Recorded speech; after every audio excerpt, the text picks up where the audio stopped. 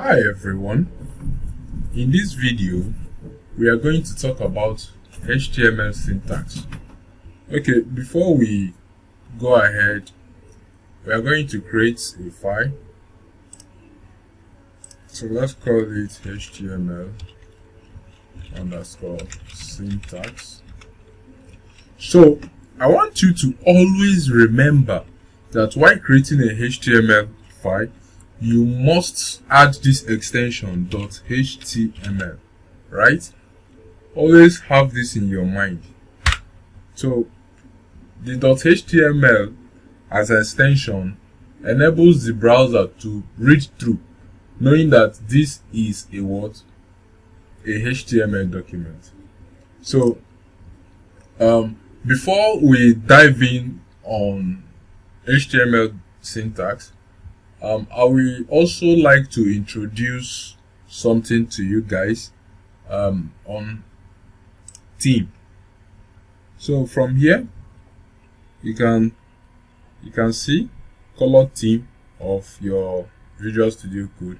You can as well press your Ctrl K, Ctrl T, Ctrl K T to give you options. So you can use Kimby dark theme, Ctrl K T. You can as well use Monokai, whichever theme that you prefer while setting up your environment, right? So let's go ahead with the dark theme. And if you want extra theme, you can as well go to extensions and search for Dracula. You can see Dracula official theme. So you can as well install this theme. You can also see Dark Dracula. So there are a lot of things here. So, but I will stick with the Visual Studio Code default theme. Alright, so now let's quickly dive into some HTML. So there is what we call emit. So I'm going to hold my Shift 1. You will see a pop-up, and when I click on this, it will give me a HTML structure, right? So now I'll go ahead to explain this thing in details. So now this is just the basic HTML document, right? For you to write any HTML, you need to set the basics, right? So now we have what we call the doc type. So now this doc type, what it do is it tells the browser that the type of this document is HTML. Then the next one is HTML language. It tells it that the language here is in English. If it is any other language, you can indicate it here, but it tells it that this is in English. So we have the head. So whatever appears on the head actually doesn't reflect on the browser. So usually the head do constitute things like the title. So what is title? Title simply means the title of the web page. For example, let's say we are building a blog and we say my blog should be the title. So once you save this and run, remember we are using live server, which we installed as our extension, and run this code for the browser to open, you will see that at the top of this tab, my blog automatically appears there, meaning that this web page currently is empty because we have not done anything. All we are seeing here is just HTML structure, right? The basic codes that must be available, or that should be available for a browser to recognize that this web page is actually a HTML document. So let's do a recap. Number one thing is the extension. You have to declare that this is a HTML web page by adding what? The .html. So number two thing is this structure, right? You have to declare the document type by saying doc type HTML.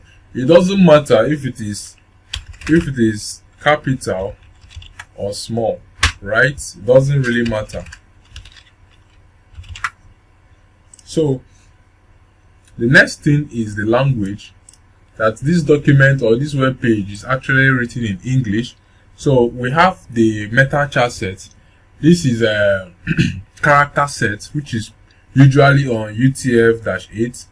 We have our meta tags for compatibility. We have our meta tag for viewpoints and content. So this viewpoint actually works with responsiveness, all right, with a unit of 1.0 on scale. So, and this is our title.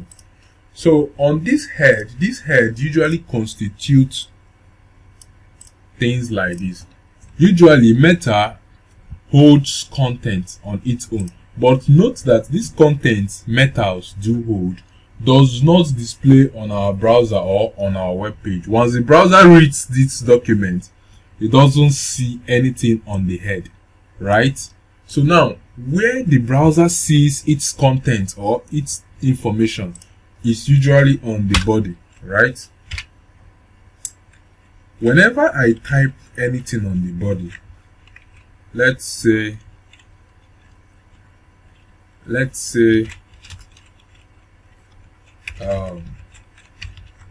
maybe hello world, which is a popular thing.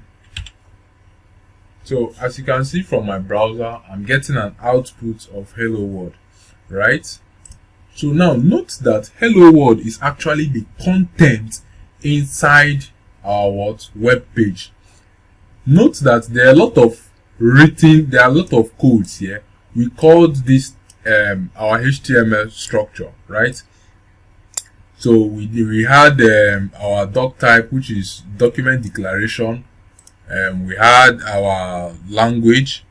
We have the head, which constitutes the meta and the title and so many other things. You can also have your style. You can also have your link, a lot of other things which we'll talk later on this series. So I will now focus on the body. Whatever appears on this body, the browser reads it as the content of this web page, right? So now let's write our first heading. So what H1 simply means is what? Heading. Okay, now before I jump into H1, I want to actually explain how this code is being formatted. You can see that we have less than, greater than, slash, that is forward slash. So now let me quickly explain this for you to understand, right? So now we have an opening tag and we have a closing tag when it comes to HTML. So when I say less than H1 and greater than, remember the reason why I'm automatically getting a closing tag is because this environment has been configured to understand most of the programming language. All right, so now H1, what I've written here is actually what we call an opening tag, right? So this simply means an opening tag, right? I'll go ahead to comment this. So if you want to comment, you can use something like this, and at the end. So this simply means what? An opening tag in HTML. So now, whichever tag you open must be closed, right? So now to close this tag, we need to say open forward slash h1 and greater than. So as you noticed, while typing, it's automatically closed. Why? Like I said earlier, that this environment, which is VS Code, has been developed to be able to understand what is next. Like if you are coding in Python, if you are coding in PHP, if you are coding CSS, it understands that this is what is next, right? That is the reason why it's actually closing it before I can even type it. So now, let me also comment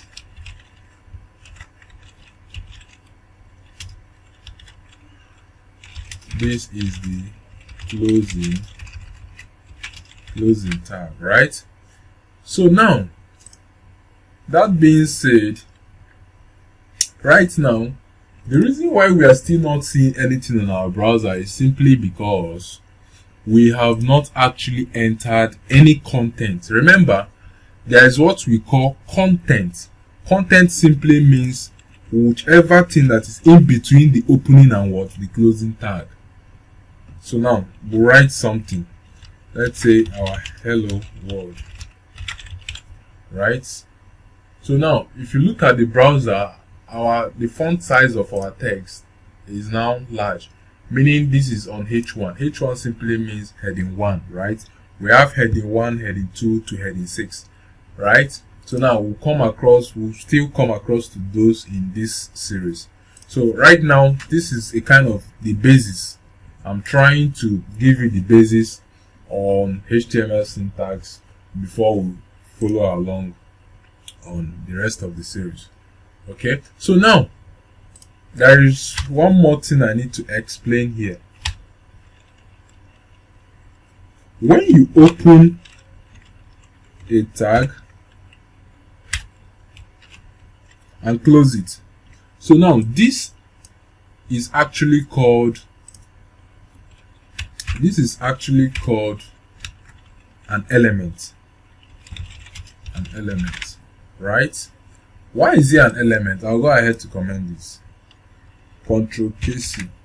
So that is keyboard shortcut to comment something automatically. Ctrl KC if you are using VS Code. So on your Windows machine. So this actually is an element. What do I mean by that? We said opening tag is the first one, closing tag has the forward slash, then the combination of the two is an element. So now, after understanding this, I want to also re-explain again that putting or writing any information in between the opening and closing tag is called our content. I will still go ahead and say content, and you will see that it will display on our browser, right? So another thing I want to also iron out is the live server we installed. If you notice, whatever thing we write on our code or on our HTML document, right? Maybe content is key, right? So we automatically get an update from the browser, meaning the browser automatically gets updates, right, with the help of the live server. So remember the extension we installed, right, which we called live server. So if you missed the other video, I suggest you go back to the first video to understand how we configured our environment to this point. Okay, so let's go ahead. From here, this actually simply means an element. Why is it an element?